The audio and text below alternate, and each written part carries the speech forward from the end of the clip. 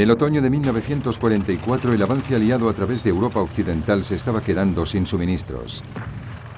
Si querían proseguir con él, los aliados necesitaban un nuevo plan. Fue entonces cuando el metódico y prudente comandante británico Bernard Montgomery propuso una idea audaz, incluso temeraria.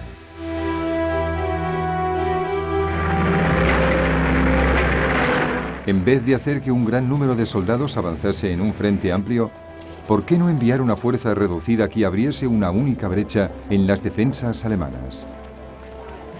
Sería más rápido y mucho más económico. La idea era crear un estrecho corredor que discurriese desde el este de Amberes, a través del sur de Holanda, hasta la ciudad holandesa de Arnhem, cerca de la frontera alemana. Después, los aliados empujarían a través del Rin hacia el interior de Alemania, flanqueando así las imponentes posiciones defensivas alemanas de la llamada Línea Sigfrido, y penetrarían profundamente en el corazón del Reich de Hitler. El superior de Montgomery, el general Dwight Eisenhower, comandante supremo de las fuerzas aliadas en el oeste, que hasta entonces había defendido un avance amplio y constante, accedió de repente al nuevo plan.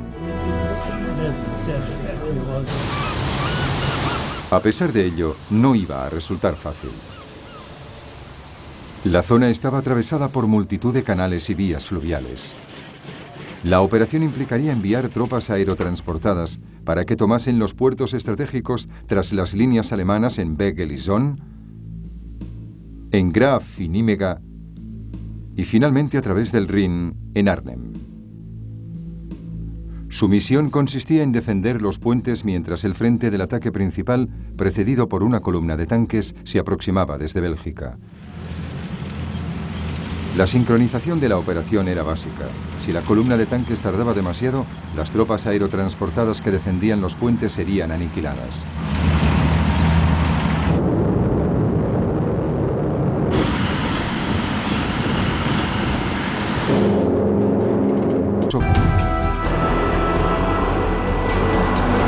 Cuando los paracaidistas avanzaron hacia el puente de Arnhem, un paso de vital importancia sobre el Rin, se toparon con 2 divisiones Panzer alemanas.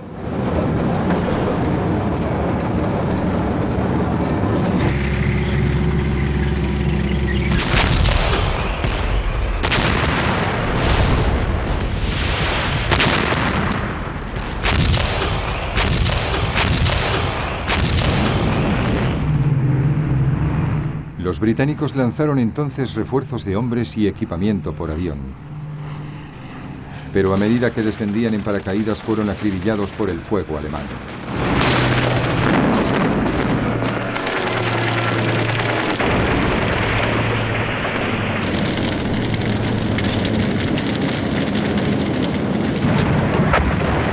Finalmente, a las 8 de la tarde y tras un día de feroz combate, un batallón aliado alcanzó el extremo norte del puente.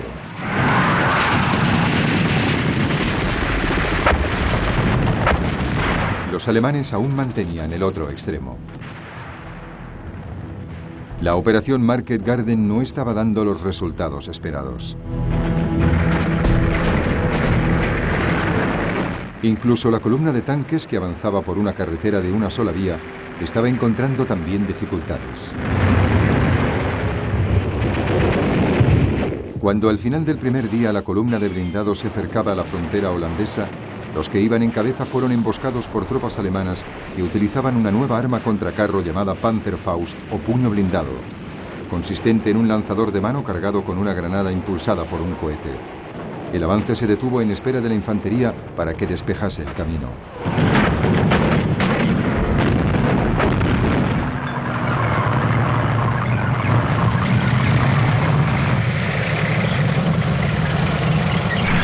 Al día siguiente, la columna de tanques consiguió llegar a Somme, pero tuvo que detenerse hasta que el puente que había sido destruido fuera reemplazado por una estructura provisional.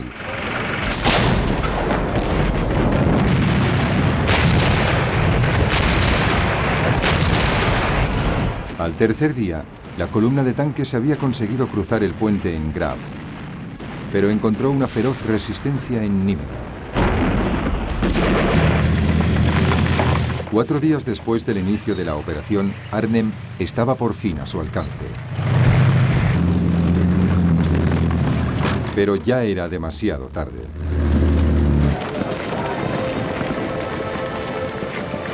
Aquel mismo día, los paracaidistas británicos que mantenían el extremo norte del puente se habían visto obligados a rendirse. El atrevido plan de Montgomery había fracasado. Arnhem resultó ser un puente demasiado lejano. Parecía que la guerra en el frente occidental se había estancado de nuevo.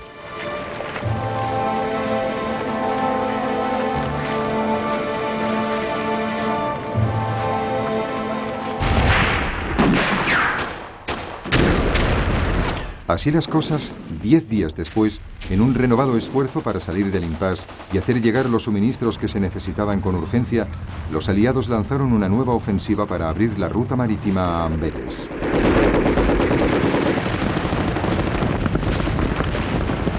Este plan progresaba lentamente. Los alemanes habían inundado gran parte de la zona. Las tropas canadienses necesitarían 3 semanas para limpiar la ribera del río de soldados y nidos de ametralladoras alemanes. Y aunque los canadienses alcanzaron el mar, los alemanes mantuvieron la isla de Walcheren. Allí estaban emplazados los enormes cañones que controlaban el estuario del río. El 1 de noviembre de 1944, los británicos enviaron un comando para eliminarlos. Contaban con el apoyo de 2 buques tipo Monitor de la Primera Guerra Mundial, equipados con enormes cañones de 35 centímetros. Los alemanes aguantaron otra semana más antes de ser finalmente aplastados.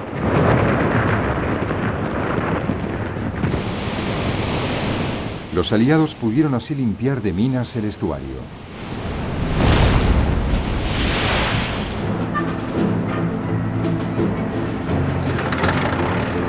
Tres semanas más tarde, el 28 de noviembre de 1944, los primeros barcos de abastecimiento alcanzaban el puerto de Amberes. Los aliados disponían por fin de los medios necesarios para poder avanzar hacia la frontera germana. Y precisamente cuando los suministros empezaban a llegar, el tiempo cambió.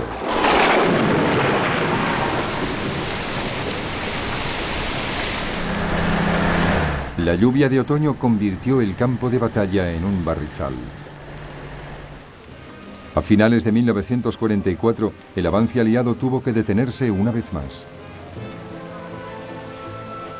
La derrota final de Alemania tendría que esperar hasta la primavera.